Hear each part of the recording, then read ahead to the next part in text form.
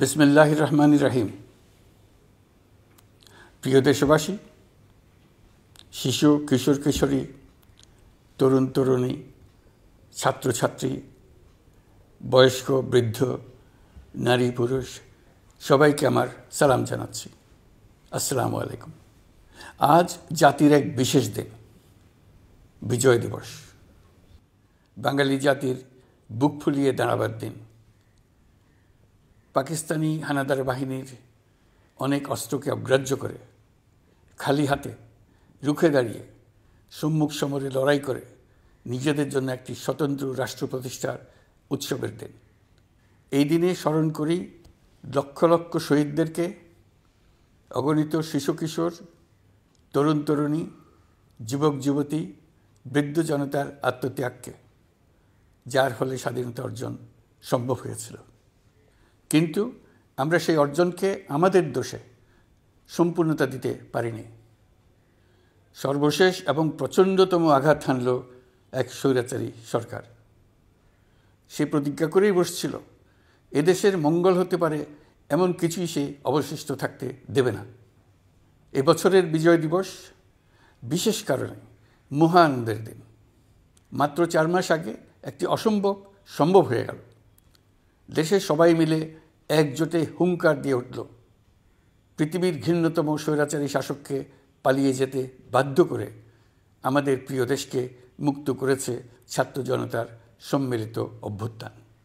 যে হাজার হাজার শহীদ এবং আহতদের আত্মত্যাগ এবং ছাত্র জনতার অটুট ঐক্যের মাধ্যমে এই গণ অভ্যুত্থান সম্ভব হলো, তাদের সবাইকে স্মরণ করি এবং আজ এবারের মহাবিজয়ের দিনে সমগ্র জাতির পক্ষ থেকে তাদের প্রতি সশ্রদ্ধ সালাম জানাই। নাগরিক অধিকার ও মর্যাদা নিশ্চিতের জন্য, গণতন্ত্রের জন্য একটি বৈষম্যহীন দেশ গড়ার তাগিদে ছাত্র জনতা স্বৈরাচারীর রক্তচক্ষুকে উপেক্ষা করে রক্ত দিয়ে 4 মাস আগে নতুন বাংলাদেশ গড়ার জন্য যে ঐক্য গড়ে তুলেছিল, সে ঐক্য এখনও পাথরের মতো মজবুত আছে। মাত্র কয়েকদিন আগে জাতি আবার গর্জে উঠে সমগ্র পৃথিবীকে সে কথা জানিয়ে দিয়েছে। যখন পরাজিত শক্তি নড়ে চড়ে ওঠার চেষ্টা করছিল, সকল রাজনৈতিক দলের এবং সকল ধর্মের শীর্ষ ব্যক্তিদের এবং ছাত্রদের সমাবেশের মাধ্যমে এক কণ্ঠে সজোরে ঘোষণা দিয়েছিল, আমরা যে নিরেট ঐক্যের মাধ্যমে অভ্যুত্থান করেছি সে ঐক্য আরও জোরদার হয়েছে। 4 মাসের ব্যবধানে আমাদের ঐক্য কোথাও শিথিল হয়নি। নতুন বাংলাদেশ গড়ার সংকল্পে আমরা অটুট আছি। বহির্বিশ্বে চাতুর্যপূর্ণ প্রচারণা দিয়ে যারা আমাদের মধ্যে দূরত্ব সৃষ্টির চেষ্টা করছে, তারা দূরত্ব সৃষ্টি তো করতে পারেইনি, বরং সারা জাতিকে সগৌরবে উচ্চকণ্ঠে তার ঐক্যকে পৃথিবীর সামনে তুলে ধরতে উজ্জীবিত করেছে। পরাজিত শক্তি তাদের পরাজয় কিছুতেই মেনে নিতে পারছে না। তারা প্রতিদিন দেশের ভেতরে এবং বাইরে থেকে জনতার অভ্যুত্থানকে ব্যর্থ করার জন্য বিপুল অর্থ ব্যয়ে নানা ভঙ্গিতে তাদের চেষ্টা চালিয়ে যাচ্ছে। পাচার করা হাজার হাজার কোটি টাকা তাদের আয়ত্তে রয়েছে। তাদের সুবিধাভোগীরা সর্বত্র ছড়িয়ে আছে। আমাদের ঐক্য অটুট থাকলে তারা আমাদেরকে আমাদের লক্ষ্য অর্জন থেকে ব্যর্থ করতে পারবে না। সজাগ থাকুন, নিজের লক্ষ্যকে জাতির লক্ষ্যের সঙ্গে একীভূত করুন। পৃথিবীর কোনো শক্তিই আমাদেরকে আমাদের লক্ষ্য অর্জন থেকে বিচ্যুত করতে পারবে না। আমি দেশের গণমাধ্যম কর্মী ও জনগণের প্রতি আহ্বান জানাই, বিশ্বের কাছে দেশের প্রকৃত চিত্র তুলে ধরুন। অপপ্রচারের বিরুদ্ধে সত্যই হোক আমাদের হাতিয়ার। জাতির এই নিরেট ঐক্য এই বছরের বিজয় দিবসকে স্মরণীয় করে রাখবে, ইতিহাসের অনন্য স্থানে প্রতিষ্ঠিত করে রাখবে। এই ঐতিহাসিক অর্জনের জন্য দলমত নির্বিশেষে দেশের সকল তরুণ তরুণী, যুবক যুবতী, বৃদ্ধ বৃদ্ধা সবাইকে আমার অভিনন্দন জানাচ্ছি। এই ঐক্যের জোরে আমরা আমাদের সকল সমস্যার দ্রুত সমাধান নিশ্চিত করতে পারব।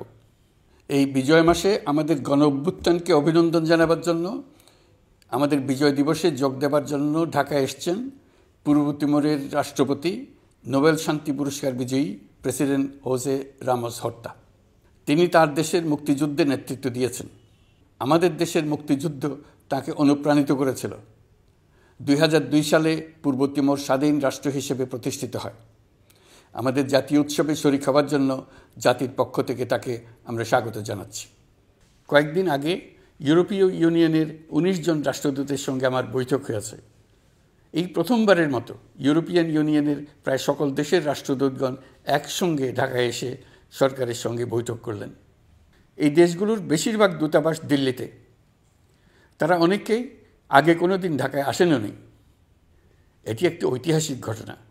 একত্রে ঢাকায় আসলেন শুধু এই বার্তা দেওয়ার জন্য যে ইউরোপীয় ইউনিয়ন বাংলাদেশকে সর্বোচ্চ সমর্থন ও সহযোগিতা দেওয়ার জন্য প্রস্তুত।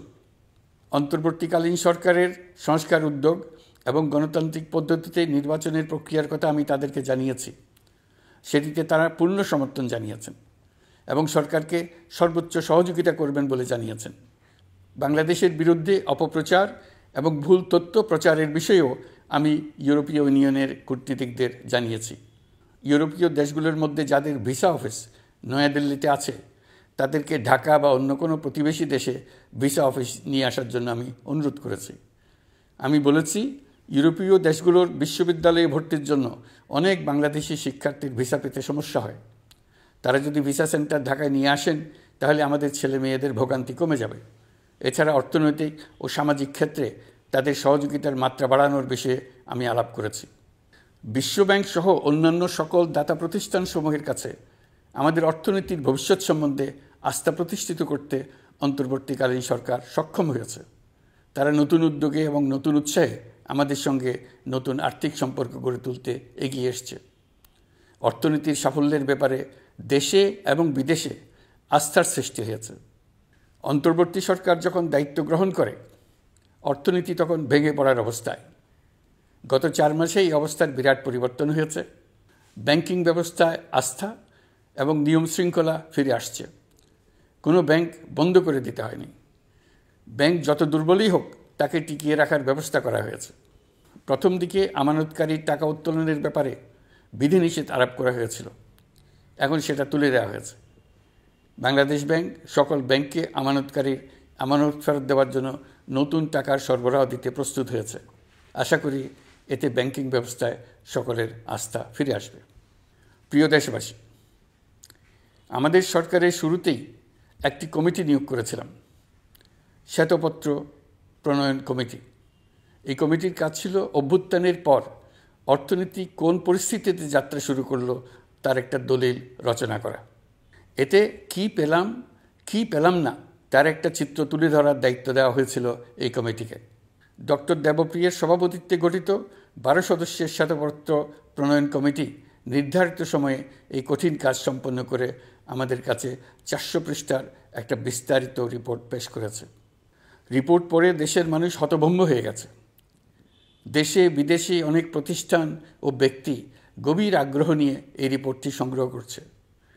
দেশের মধ্যে পত্রপত্রিকা, সেমিনার, আলোচনা সভা, টেলিভিশনে এই নিয়ে প্রচুর আলোচনা হচ্ছে।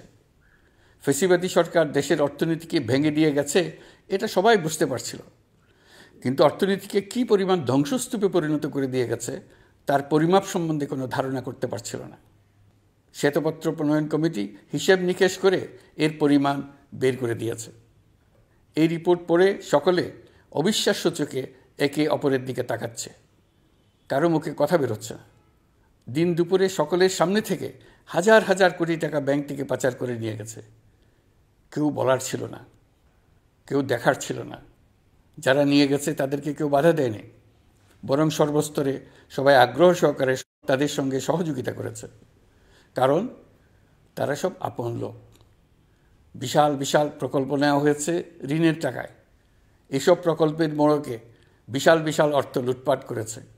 প্রকৃত ব্যয়ের চাইতে কত বেশি ব্যয় ধরে কাদের হাতে টাকাটা পাচার করে দেওয়া হয়েছে তাও এই প্রতিবেদনে তুলে ধরা হয়েছে। শ্বেতপত্র প্রণয়ন কমিটি তাদের প্রতিবেদনে তুলে ধরেছে যে বার্ষিক উন্নয়ন ব্যয়ের প্রায় অর্ধেক টাকায় লুটপাট হয়েছে। দেশে এমন ধরনের পোষ্যতোষী পুঁজিবাদ তৈরি করা হয়েছিল যার সুবিধাভোগী ছিল স্বৈরাচার ও তার সহযোগীরা। প্রতিবেদনে উল্লেখ করা হয়েছে যে নির্দিষ্ট কিছু গোষ্ঠীকে সুবিধা দিতে যে পরিমাণ কর ছাড় দেওয়া হয়েছে সেটা অর্ধেকে নামিয়ে আনা গেলে দেশের শিক্ষা বাজেট দ্বিগুণ, স্বাস্থ্য বাজেট 3 গুণ করা সম্ভব ছিল। পাচার করা এই টাকা আপনাদেরই টাকা। তারা প্রকাশ্যে আপনাদের কষ্টার্জিত টাকা লুট করে বিদেশে ভোগবিলাসে ব্যয় করছে। সম্প্রতি গার্ডিয়ান পত্রিকাতেও পাচার করা টাকায় গড়ে তোলা সম্পদের পাহাড় নিয়ে একটা সচিত্র প্রতিবেদন প্রকাশিত হয়েছে। পাচার করা এই সীমাহীন অর্থ এখন আবার দেশে গোলযোগ সৃষ্টি করে তারা এদেশে ফিরে আসার সুযোগ সৃষ্টির কাজে ব্যয় করছে। আপনারা দেখতেই পাচ্ছেন এই টাকা কীভাবে দেশের সংহতির বিরুদ্ধে সকল প্রকার অপপ্রচারের কাজে লাগানো হচ্ছে। প্রতি বছর অর্থনৈতিক প্রবৃদ্ধির যে হার দেখানো হয়েছে সেটাও মন গড়া। দেশকে এবং পৃথিবীকে বলা হচ্ছিল কি সুন্দর দেশ বাংলাদেশ, লাফিয়ে লাফিয়ে তার উন্নয়নে গিয়ে চলছে। এখন বাংলাদেশ ব্যাংকের বড় কাজ হলো পাচার করা টাকা দেশে ফিরিয়ে আনা। তারা তাদের সর্বোচ্চ ক্ষমতা দিয়ে সেটা চেষ্টা করছে। কাজটা কঠিন, কারণ এই বিষয়ক আইন কঠিন। আমরা বাংলাদেশ ব্যাংকের সাহস ও সমর্থন দিয়ে যাচ্ছি। বারবার বলছি, অন্তর্বর্তী সরকারের আমলে আংশিক টাকা হলেও যেন ফেরত আনা যায়।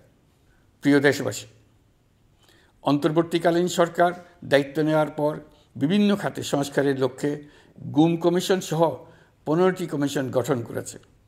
এসব কমিশন পূর্ণ উদ্যমে তাদের কাজ করে যাচ্ছে। গুম কমিশন গত পরশু তাদের প্রতিবেদনের প্রথম খণ্ড আনুষ্ঠানিকভাবে পেশ করে গেছেন। গুমের শিকার বহু পরিবারের নিরাপত্তার স্বার্থে এটা এখন প্রকাশ করা যাচ্ছে না। এই প্রতিবেদন পড়ার আগেই আপনাদেরকে সাবধান করে রাখি, এটা একটা লোমহর্ষক প্রতিবেদন। মানুষ মানুষের প্রতি কী পরিমাণ নৃশংস হতে পারে এতে আছে তার বিবরণ। অবিশ্বাস্য বর্ণনা। সরকারের আক্রোশের শিকার হয়ে ঘটনাচক্রে যারা এখনও বেঁচে আছেন তারা আজ পর্যন্ত মুখ খুলতে সাহস করছেন না। তাদের ভয় কিছুতেই কাটছে না। তাদের ভয় হঠাৎ যদি ওই জালেমরা আবার ক্ষমতায় আসে তাহলে তাদের প্রতি এরা নৃশংসতম হবে।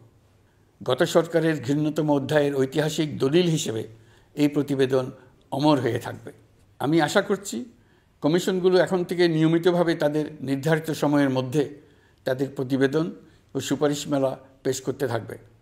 প্রিয় দেশবাসী, আমাদের সংস্কারের যে আকাঙ্ক্ষা সেটি বাস্তবায়নে প্রতিটি কমিশনই আমাদের জন্য গুরুত্বপূর্ণ। তবে নির্বাচন ব্যবস্থা সংস্কার ও সংবিধান সংস্কার কমিশনের কথা আমি একটু আলাদাভাবে বলতে চাই। কেননা এই দুটি কমিশনের সুপারিশের উপর প্রধানত নির্ভর করছে আমাদের আগামী নির্বাচন প্রস্তুতি ও তারিখ। এই প্রসঙ্গে বড় খবর হলো, প্রধান নির্বাচন কমিশনার সহ নির্বাচন কমিশন গঠন করা হয়ে গেছে।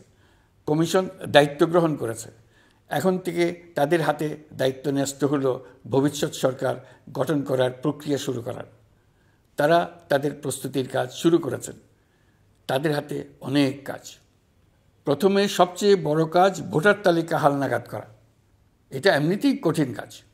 এখন কাজটা আরও কঠিন হলো এই জন্য যে গত 3টা নির্বাচনে ভোটারদের অংশগ্রহণ করার সুযোগ ছিল না। ভোটার তালিকা যাচাই করার সুযোগ হয়নি কারণ। গত 15 বছরে যারা ভোটার হওয়ার যোগ্য হয়েছে তাদের সবার নাম ভোটার তালিকায় তোলা নিশ্চিত করতে হবে। এটা একটা বড় কাজ। ছাত্র জনতার অভ্যুত্থানের পর এখানে গলদ রাখার কোনো সুযোগ নেই। দীর্ঘদিন পর এবার বহু তরুণ তরুণী জীবনে প্রথমবারের মতো ভোট দেবে। অতীতে তাদেরকে সে অধিকার এবং আনন্দ থেকে বঞ্চিত করা হয়েছে। তাই এবারের নির্বাচনে তাদের ভোটদান একটি স্মরণীয় ঘটনা হয়ে থাকবে।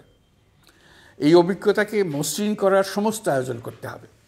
আমার একান্ত ইচ্ছা এবারের নির্বাচনে প্রথমবারের তরুণ তরুণী ভোটাররা শতকরা 100 কাছাকাছি সংখ্যায় ভোট দিয়ে একটি ঐতিহ্য সৃষ্টি করুক। নির্বাচন কমিশন এবং সকল সামাজিক প্রতিষ্ঠান ও রাজনৈতিক দলের প্রতি আমার আহ্বান, সবাই মিলে আমরা যেন ওই লক্ষ্য অর্জনে নানা প্রকার সৃজনশীল কর্মসূচি গ্রহণ করি। এখন থেকে সবাই মিলে এমন একটা ঐতিহ্য সৃষ্টি করি যেন স্থানীয় নির্বাচন সহ সকল নির্বাচনে সকল কেন্দ্রে প্রথমবারের ভোটাররা 100% কাছাকাছি সংখ্যায় ভোটদান নিশ্চিত করবে।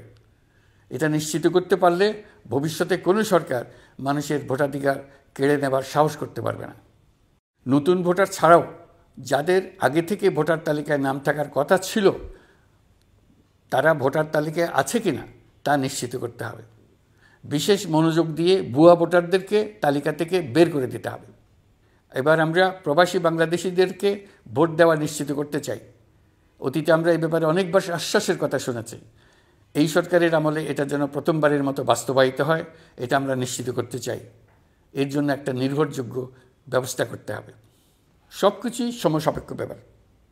এর সঙ্গে যদি আমরা নির্বাচন প্রক্রিয়া আরও উন্নত করতে চাই, নির্বাচন সংস্কার কমিশনের সুপারিশমালা বাস্তবায়ন করতে চাই, তাহলে প্রয়োজনীয় সংস্কারের বিস্তৃতি ও গভীরতা অনুসারে নির্বাচন কমিশনকে সময় দিতে হবে। আমি সকল প্রধান সংস্কারগুলো সম্পন্ন করে নির্বাচন আয়োজন করার ব্যাপারে বরাবর আপনাদের কাছে আবেদন জানিয়ে এসেছি।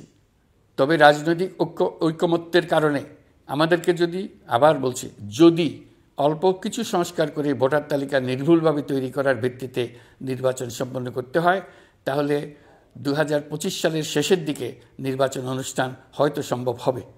আর যদি এর সঙ্গে নির্বাচন প্রক্রিয়া এবং নির্বাচন সংস্কার কমিশনের সুপারিশের পরিপ্রেক্ষিতে এবং জাতীয় ঐকমত্যের ভিত্তিতে প্রত্যাশিত মাত্রার সংস্কার যোগ করি, তাহলে অন্তত আরও 6 মাস অতিরিক্ত সময় লাগতে পারে।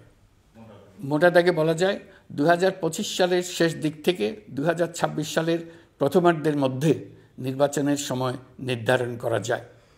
প্রিয় দেশবাসী, যে কোনো সংস্কারের কাজে হাত দিতে গেলে রাজনৈতিক ঐকমত্যের প্রয়োজন।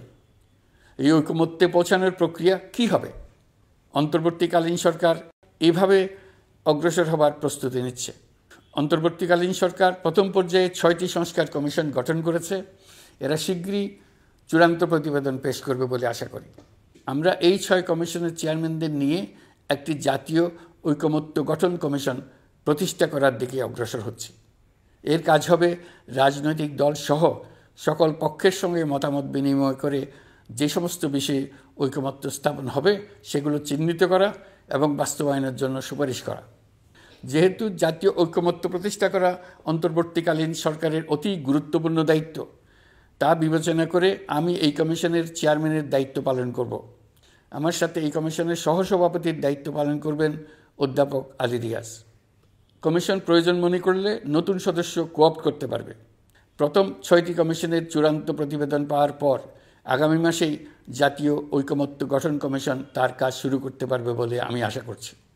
এই নতুন কমিশনের প্রথম কাজ হবে নির্বাচন অনুষ্ঠানের জন্য যে সমস্ত সিদ্ধান্ত জরুরি সেই সমস্ত বিষয়ে তাড়াতাড়ি ঐকমত্য সৃষ্টি করা এবং সকলের সঙ্গে আলোচনা করে কোন সময়ে নির্বাচন অনুষ্ঠান করা যায় সেই ব্যাপারে পরামর্শ চূড়ান্ত করা। প্রিয় দেশবাসী, নির্বাচন আয়োজন ও সংস্কার ছাড়াও আপনারা আমাদের উপর অনেকগুলো দায়িত্ব দিয়েছেন। এর মধ্যে রয়েছে অর্থনীতি পুনরুদ্ধার ও মানুষের জীবনমান উন্নয়ন। ফ্যাসিবাদী সরকারের কাছ থেকে আমরা বিপর্যস্ত এক অর্থনীতি পেয়েছি। আমাদের বৈদেশিক রিজার্ভ তলানিতে গিয়ে থেকেছিল। 2024 সালের নভেম্বরে রপ্তানি আয়ের পরিমাণ ছিল $4.12 বিলিয়ন, যা আগের মাসের তুলনায় 15.63% বেশি। সামগ্রিকভাবে 2024 সালের জুলাই নভেম্বর সময়কালে রপ্তানি $16.11 বিলিয়ন মার্কিন ডলারে পৌঁছেছে। গত বছর একই সময়ে রপ্তানি আয় ছিল $14.34 বিলিয়ন মার্কিন ডলার। বছরের হিসাবে এই প্রান্তিকে রপ্তানি আয়ের প্রবৃদ্ধি 12.34%। বৈদেশিক মুদ্রার রিজার্ভ $19 বিলিয়ন পৌঁছেছে। এসবের মাধ্যমে আমাদের অর্থনীতি ঘুরে দাঁড়াতে শুরু করেছে। পরিস্থিতির উন্নতি হচ্ছে। গার্মেন্টস শ্রমিক ভাই বোনেরা বাংলাদেশের অর্থনীতির অন্যতম চালিকা শক্তি। তাদের বার্ষিক মজুরি 9% বাড়ানোর সিদ্ধান্ত হয়েছে। মূল্যস্ফীতির বিষয়টি বিবেচনা করে শ্রমিক ইউনিয়ন মালিক পক্ষের সঙ্গে আলোচনার ভিত্তিতে এটি নির্ধারণ করা হয়েছে। মূল্যস্ফীতি নিয়ন্ত্রণে সরকার আন্তরিকভাবে কাজ করছে। স্বীকার করতে দ্বিধা নেই, এক্ষেত্রে কাঙ্ক্ষিত সাফল্য আমরা এখনও পাইনি। তবে আমার বিশ্বাস মূল্যস্ফীতি শিগগিরই কমে আসবে। গত কয়েক মাসে বাজারে কিছু পণ্যের দাম বেড়েছে। আমরা সরবরাহ বাড়িয়ে, আমদানিতে শুল্ক ছাড় দিয়ে, মধ্যস্বত্বভোগীদের দৌরাত্ম্য কমিয়ে এবং বাজার তদারকির মধ্য দিয়ে জিনিসপত্রের দাম কমিয়ে আনার চেষ্টা করছি। পরিবহন খাতে চাঁদাবাজি এখনও পুরোপুরি বন্ধ করা যায়নি। এটা সম্ভব হলে আমরা আশা করি জিনিসপত্রের দাম আরও কমে আসবে। আমরা আপনাদের কষ্টে সমব্যথী। তবে আমরা জানি সরকারের কাজ কেবল সমবেদনা জানানো নয়। আমরা আপনাদের কষ্ট কমিয়ে আনতে সকল রকম চেষ্টা চালিয়ে যাচ্ছি। আসন্ন রমজানে দ্রব্যমূল্য সহনীয় রাখতে আমরা সবার সহযোগিতা চাই। আমরা ইতিমধ্যে ব্যবসায়ীদের সঙ্গে কথা বলেছি। তারা আমাদের কাছে ওয়াদা করেছে বাজারে পণ্য সরবরাহে কোনো সংকট হবে না। অতিরিক্ত মুনাফার লোভে যদি কেউ কৃত্রিম কোনো সংকট সৃষ্টির চেষ্টা করে আমরা তাকে কঠোর হাতে দমন করব। বাজার সিন্ডিকেটের দৌরাত্ম্য বন্ধ করতে বিকল্প কৃষি বাজার চালু করার লক্ষ্যে আমরা কাজ করে যাচ্ছি। প্রিয় দেশবাসী, হত্যাযজ্ঞের সাথে জড়িত পতিত স্বৈরশাসক ও তার দোসরদের বিচার কার্যক্রম এগিয়ে চলছে। এই জন্য আন্তর্জাতিক অপরাধ ট্রাইব্যুনাল আইন সংশোধন করা হয়েছে। বিচার প্রক্রিয়ার স্বচ্ছতা নিশ্চিত করার জন্য আসামিদের বিদেশি আইনজীবী নিয়োগের সুযোগ দেওয়া হয়েছে। আত্মপক্ষ সমর্থনের সব ধরনের সুযোগ তারা পাবেন। বিচার প্রক্রিয়া সাংবাদিক, মানবাধিকার কর্মী ও অন্যান্য পর্যবেক্ষকদের জন্য উন্মুক্ত রাখা হয়েছে। বিচারের যে কোনো অংশ চাইলে যে কেউ রেকর্ড করার সুযোগ পাবেন। আইসিসি প্রসিকিউটর করিম খান সম্প্রতি আমার সাথে দেখা করেছেন। তিনি আইসিটি প্রসিকিউটর এবং অন্যান্য কর্মীদের প্রশিক্ষণ দিতে সম্মত হয়েছেন এবং আইসিটিকে আন্তর্জাতিক মানে উন্নীত করার সহায়তা দিতে প্রতিশ্রুতি দিয়েছেন। আলাদাভাবে আমরা গণহত্যাকারীদের বিরুদ্ধে আন্তর্জাতিক অপরাধ আদালতে মানবতা বিরোধী অপরাধের মামলা করব বলে তাকে জানিয়েছি। প্রিয় দেশবাসী, জুলাই বিপ্লবে বাংলাদেশের ছাত্র, শ্রমিক, জনতা মিলে যে অসাধ্য সাধন করেছে তার অন্যতম শক্তিশালী ভূমিকায় ছিল এদেশের নারীরা। ফেসিবাদী শক্তির প্রাণঘাতী অস্ত্রের সামনে হিমালয়ের মতো দাঁড়িয়েছিল আমাদের মেয়েরা। স্কুল, কলেজ, বিশ্ববিদ্যালয়ের ছাত্রী, শিক্ষক, অভিভাবক, চাকরিজীবী, শ্রমজীবী, সকল পেশার, সকল বয়সের নারীরা এই আন্দোলনে বিরাট ভূমিকা রেখেছে। এবছর বেগম রোকেয়া দিবসে দেশজুড়ে আন্দোলনে নারীদের আত্মত্যাগ ও ভূমিকার বিষয়ে বড় আকারে আলোচনা হয়েছে। ওই দিন জুলাই কন্যারাও ঘোষণা দিয়েছে তারা তাদের কথা কাউকে ভুলে যেতে দেবে না। অন্তর্বর্তীকালীন সরকার নারী অধিকার রক্ষায় নারী বিষয়ক সংস্কার কমিশন করেছে। শিগগিরই তারা তাদের রিপোর্ট দেবে। জুলাই কন্যারা ঘোষণা দিয়েছে প্রতি বছর 10 ডিসেম্বর তারিখে নির্ধারিত সময়ে সারা দেশে সকল পরিবারের নারী, শিশু, কিশোরী, তরুণী, মহিলা, বৃদ্ধা একসঙ্গে নিজ নিজ নির্ধারিত স্থানে, সেটা উঠান হোক, বাড়ির সামনে রাস্তায় হোক, সমাবেশ করে দেশের অর্ধেকাংশ মানুষের অস্তিত্বের কথা সারা জাতিকে স্মরণ করিয়ে দেবে, তাদের আশা আকাঙ্ক্ষার কথা জানিয়ে দেবে। যেই তরুণীরা জুলাই আন্দোলনে সামনের সারিতে থাকলো তারা নতুন বাংলাদেশ গড়ার প্রত্যয় থেকে আর কোনো দিন সরে যাবে না। তারা শুধু নতুন বাংলাদেশ নয়, নতুন এক পৃথিবী গড়ে তোলার মহাকর্মযজ্ঞে বাংলাদেশের সকল বয়সের নারীদের সঙ্গে নিয়ে নেতৃত্ব দেবে।